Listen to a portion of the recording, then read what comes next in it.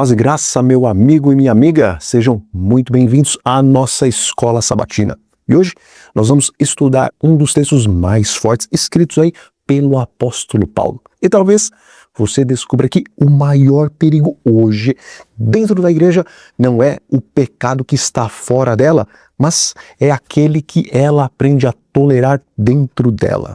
E a palavra de Deus nos diz o seguinte: geralmente se ouve que há entre vocês imoralidade, e imoralidade tal como nem mesmo entre os gentios. Isto é, haver quem possua a mulher de seu próprio pai.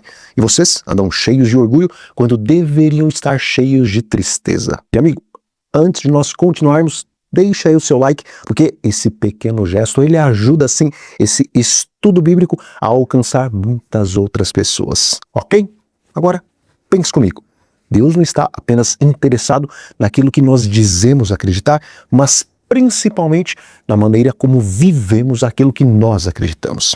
Bom, Corinto era uma cidade extremamente rica, cosmopolita e moralmente corrompida. A idolatria e também a imoralidade faziam parte daquela cultura. Muitos haviam sim aceitado Jesus, mas ainda permitiam que os costumes da cidade influenciassem a igreja. E o nosso comentário bíblico, ele destaca que Paulo ficou muitas vezes indignado com a atitude da igreja, mais do que com o pecado daquele homem. E, na verdade, o problema não era apenas a existência do pecado, mas a existência de arrependimento e ainda por cima a tolerância diante dele. Infelizmente, a igreja estava perdendo a capacidade de distinguir entre a graça e a conivência. E sabe de uma coisa? Esse mesmo perigo continua existindo hoje entre nós. Aos poucos, podemos nos acostumar com aquilo que Deus chama de pecado.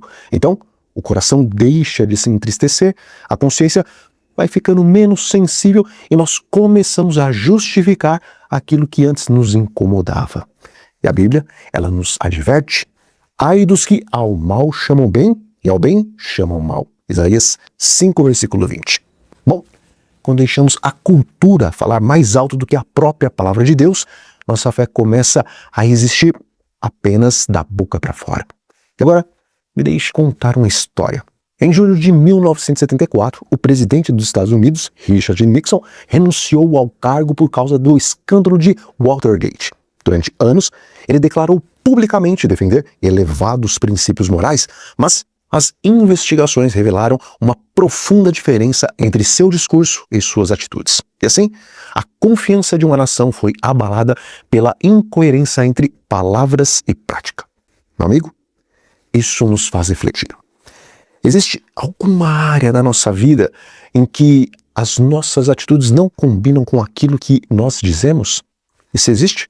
Bom, escreva aí nos comentários: Senhor, ajuda-me a viver aquilo que eu prego. E agora surge uma pergunta importante. Será que Deus espera a perfeição absoluta dos seus filhos? Ou será que Ele espera sinceridade, arrependimento e uma disposição para mudar? Bom, existe uma enorme diferença entre alguém que luta contra o pecado e alguém que aprende a conviver com ele sem qualquer tristeza. Se confessarmos os nossos pecados, Ele é fiel e justo para nos perdoar os pecados e nos purificar de toda injustiça. Meu querido, Deus nunca rejeita quem se arrepende, mas Ele também nunca chama de normal aquilo que destrói os seus filhos. A resposta de Deus, ela não está em fechar os olhos para o pecado, mas em restaurar quem caiu no pecado. E por isso, Paulo foi firme. A disciplina bíblica, ela nunca teve como objetivo humilhar alguém, mas sim conduzir ao arrependimento e também salvar a pessoa. E por isso que a Bíblia declara: porque o Senhor corrige a quem ama e disciplina todo aquele a quem recebe como filho. Hebreus 12, versículo 6. Querido, o amor verdadeiro, ele não ignora o erro, mas procura curá-lo. Existe um princípio espiritual muito profundo aqui nessa lição. A igreja de Corinto, ela pensava que era madura porque tolerava, mas Paulo mostra que maturidade espiritual não significa aceitar tudo. Pelo contrário, significa amar as pessoas sem negociar os princípios de Deus. E ele diz: não se amoldem ao padrão deste mundo, mas transformem-se pela renovação da mente. Veja, quando a palavra transforma a nossa mente, nós aprendemos a unir amor e verdade. Não há evidência de verdadeiro arrependimento a menos que ele produza reforma. Se a pessoa confessa seus pecados, ama a Deus e ao próximo, pode ter a certeza de que passou da morte para a vida. Bom, essa é uma verdade poderosa.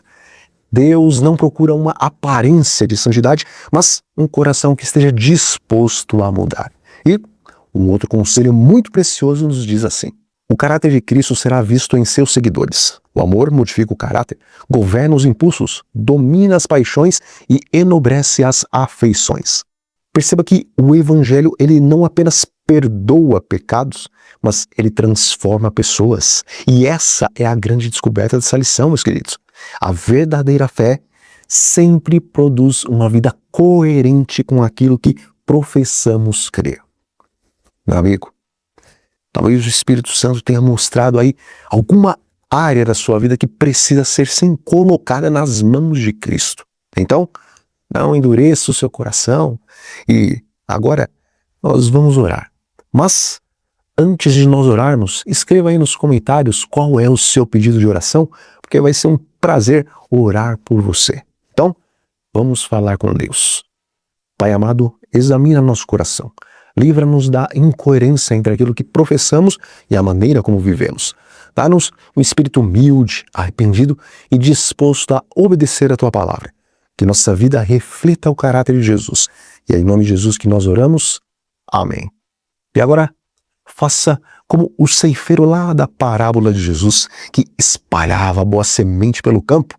Compartilhe esse estudo aí nas suas redes sociais, porque talvez Deus use você para levar essa mensagem para alguém que precisa voltar para Cristo, ok? E nunca se esqueça desta verdade: uma igreja forte não é aquela que esconde o pecado, mas aquela que permite que a graça de Deus transforme pecadores em novas criaturas. Então, nós vamos ficando por aqui. Um grande abraço e nos vemos amanhã para a lição de segunda-feira.